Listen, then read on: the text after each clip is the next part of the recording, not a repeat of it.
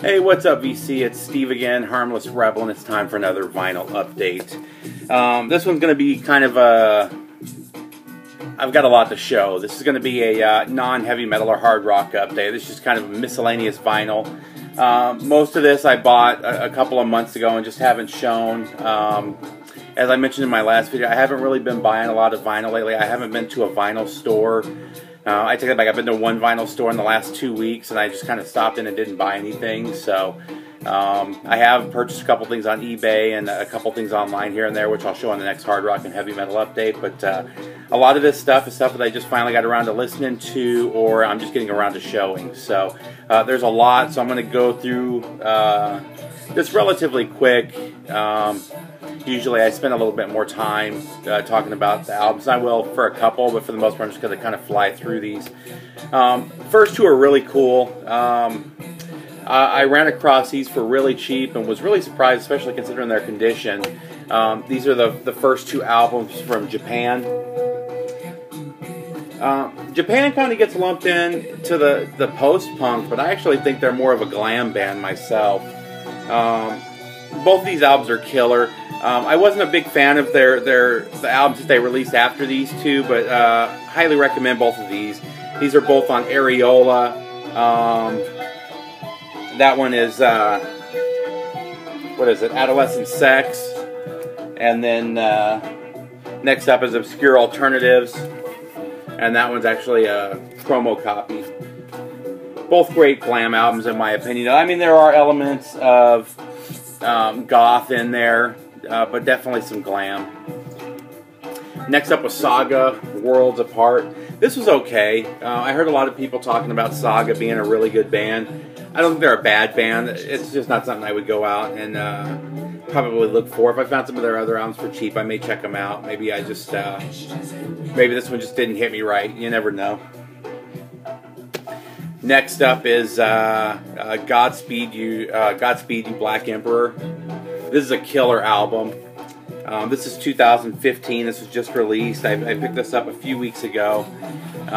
Used. Somebody bought it the day it came out and sold it a couple days later. So I got this for about $8 less than the new copy that was right behind it in the bin. So really good post-rock band.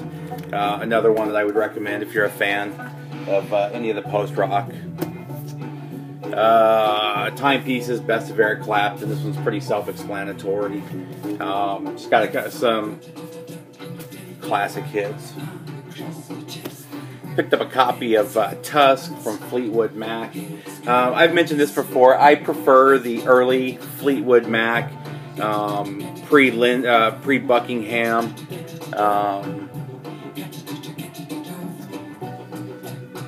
But still a couple of good songs on here, though. This is probably, I don't want to say my least favorite, but it's probably my least favorite of the Buckingham era albums, which is funny because this one was pretty much 100% Buckingham from what I understand. Next up, some more post-rock. This is Death of Lovers. I need to give this one a spin again because I barely remember it. I bought this one about 3 months ago. I just don't remember. I love this album cover though, very cool. I think this one's colored vinyl too. Yeah, yellow and green marbled vinyl. I remember liking it though, but I don't remember much about the music. I'll have to give it, like I said, another spin. Next up is Mark Kozelek live at Bilko. Just a killer live set from Mark Kozelek. If you're a fan of Sun Kill Moon, Red House Painters, definitely worth checking out. And then I've talked about this one before. This was one that I was really looking forward to for Record Store Day. I wasn't able to find it in any of the record stores. Ended up buying it online. I bought it for about $15 over what it was selling for $16.99. I think for Record Store Day, I bought it for $30. It was like $33 or $34 shipped. And it's going for $39.40 right now. But this is a killer album. This is Mark Kozelek doing, and this is early. This was, I can't can't even remember when he did this, maybe 2012. But this is pre-Sun Kill Moon, and this is him doing AC/DC songs. And the cool thing about this is, a couple of these songs, I didn't realize how good these songs were until you hear him doing them, you know. He just puts a killer spin on every one of these songs. Amazing album, highly recommend. If you're a fan of AC/DC, I recommend checking it out too.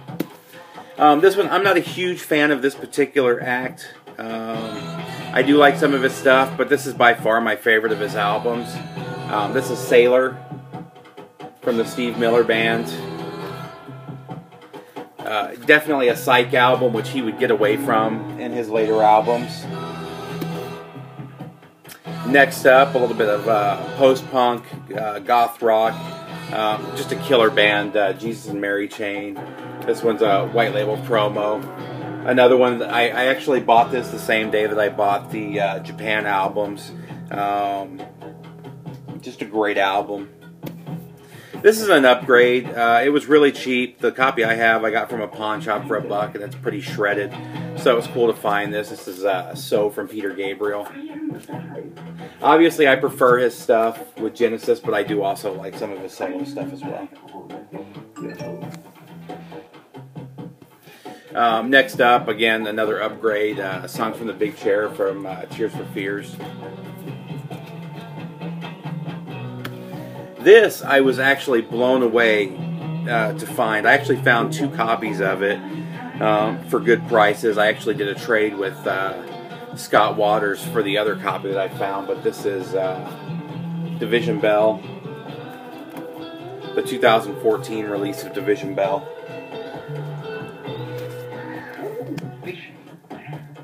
Double Trouble, Stevie Ray Vaughan, Texas Flood, just a classic album. Actually, I found this for like $5 and I grabbed it right away. Every time, people just overprice this album. This and the Traveling Wilburys. I don't know why people feel that they need to price them at $25. They're common albums, you know.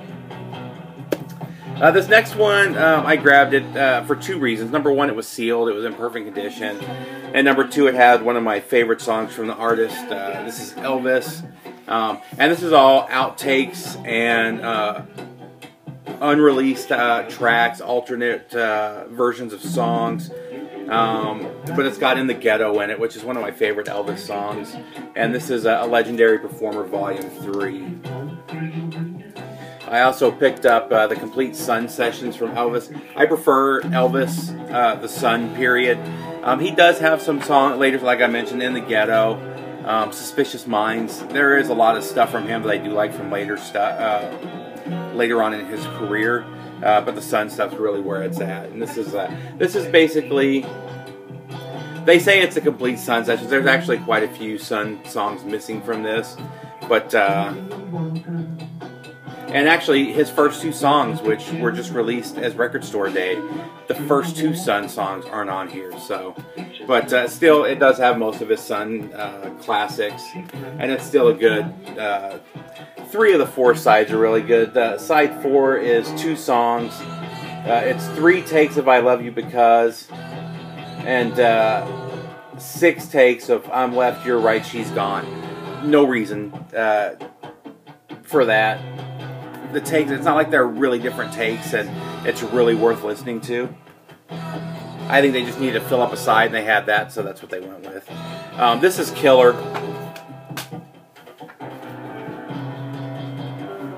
I actually held off on buying this for a while. I wasn't going to buy it, and then I ended up hearing it on one of the record stores I go to about a month and a half ago. Was playing it over their stereo, and I was really blown away by how good it was. And it's Primus and the Chocolate Factory with the Fungi Ensemble.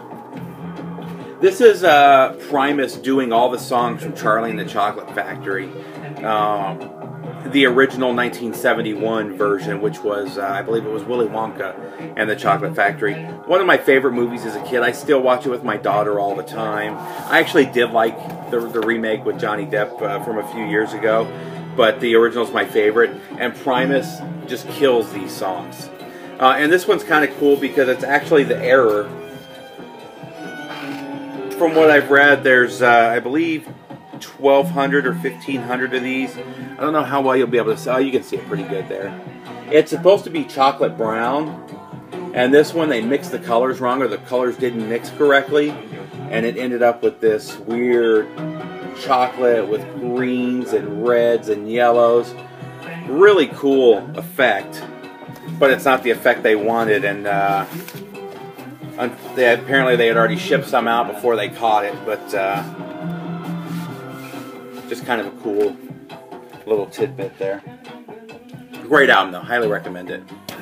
Next one, this one really disappointed me. It's not a bad album, but it's not a great album either. This is No Madness from Straubs. I've really liked the Straubs. Every other album from them that I've picked up I really dug. And this one, it just didn't do it for me. This was from '75 too, so this was kind of at their peak in my opinion, and I don't know, this one was just kind of a letdown.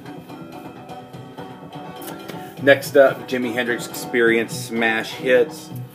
This is a 180 grit repress from 2002.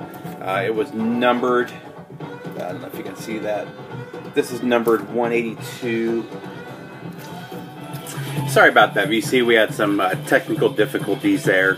My iPad ran out of battery, or the battery died on the iPad, sorry. I don't remember if I showed this or I was about to show this, but next is Bowie, Diamond Dogs.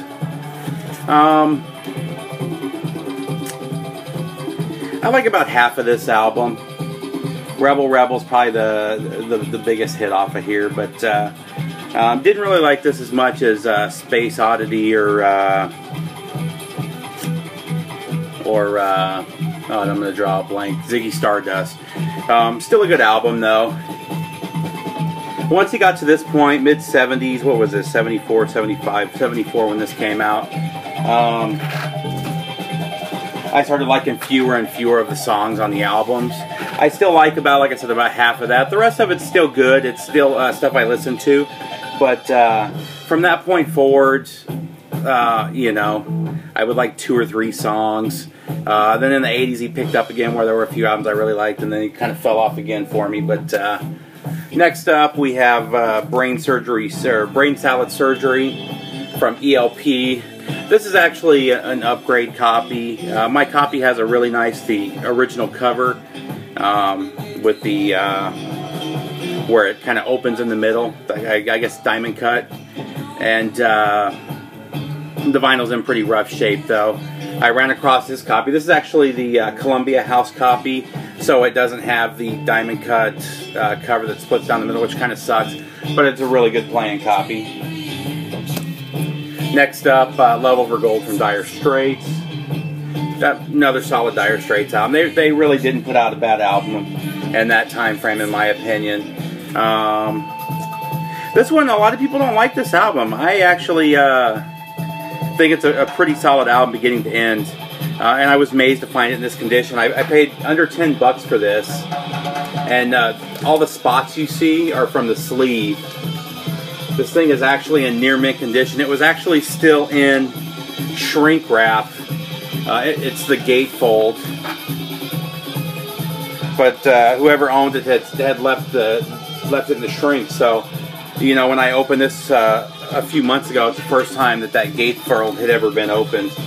But the vinyl itself is near mint as well. Like I said, I picked it up for under $10, and it's like I said, it's a really solid album. I mean, you got Shaman's Blues, Touch Me,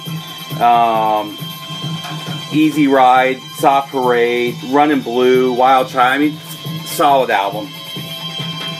And then along with that, same thing, under $10, it was still in the shrink. I also picked up a near mint copy of 13, which was a basically a greatest hits comp from 1970. And then along with that, this one was not in as good a condition, but still VG Plus album, VG cover. And this is Jim Morrison, An American Prayer. If you're not familiar with this, this is basically Jim Morrison in the studio doing poetry. And then after he died, the rest of the band came in behind him. and added music to it. A lot of people don't like this. It gets some bad reviews. I've always really dug it. A real good friend of mine, a roommate of mine early on, was a huge Doors fan, and this was one of his favorites. And he listened to it so much that it kind of grew on me, and I really enjoy it as well. Next up, we have Turn Around, Look at Me from the Bee Gees. This is actually pre-Bee Gees. This is all stuff from the mid-60s in Australia. I'm trying to think of what the Blue Cats was the name of the Gibbs brothers band back then. And this is just kind of a look at the pre-Psych era Bee Gees. Real poppy.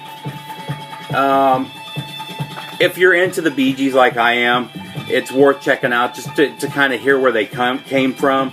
But this isn't an album by any means I would listen to, other than if I get curious again some years down the road, you know. Not a proper Bee Gees album by any stretch of the imagination. Probably shouldn't even have the Bee Gees on it, but still worth checking out if you're a Bee Gees fan. ELO, Secret Messages. You know, I liked ELO's stuff from the 70s, and I've always kind of avoided their 80s stuff. Basically, the 80s albums that I was familiar with was basically, or the 80s album I was most familiar with was Xanadu, which has a couple songs on it, but not really my cup of tea. So I avoided the couple albums after that, this being, I think, the second or third album after Xanadu. It's actually a pretty solid album. Progressive pop. Very heavy on the progressive, though. That same day I picked up the Doors album. I also ran across these and was pretty shocked. These are near mint as well. These were actually also still in the shrink.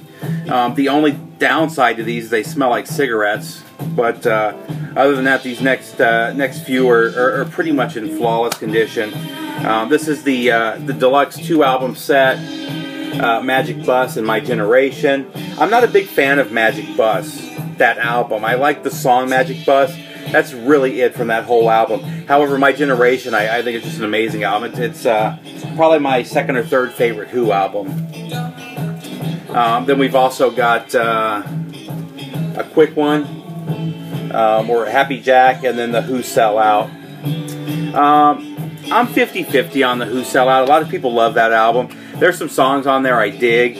I could live without the advertisements. I get the gimmick behind it and stuff, but I think they could have left that out. I do like a quick one, though. Good album. And then this one, I don't usually pick up picture discs, but this thing is in mint condition. It's still in the shrink. I played it. It sounds amazing, especially for a 70s picture disc. Who Are You? I have this on a really nice clean copy of this, the original pressing, or the original US pressing. But I think I paid $8 for this, so I wasn't going to pass it up. Like I said, it's in mint condition. Picked up Give Me Back My Bullets. Just an absolute Skynyrd classic.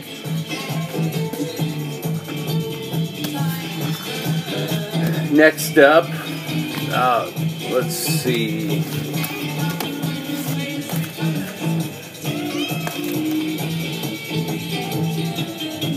Spot the Pigeon EP from Genesis. I don't know if you call this an EP or a maxi single. Regardless, pretty solid. This is actually the Canadian pressing, and this is on black vinyl. I think that was released on colored vinyl as well. Also picked up Selling England by the Pound. And this is the only Genesis album. No, I take that back. I have their first album. This is my second with Peter Gabriel. And this one I almost passed on. I don't know if you can see how rough the jacket is. You can see where some albums got wet and maybe stuck together or something. There's some water damage up here as well. And I almost passed on it.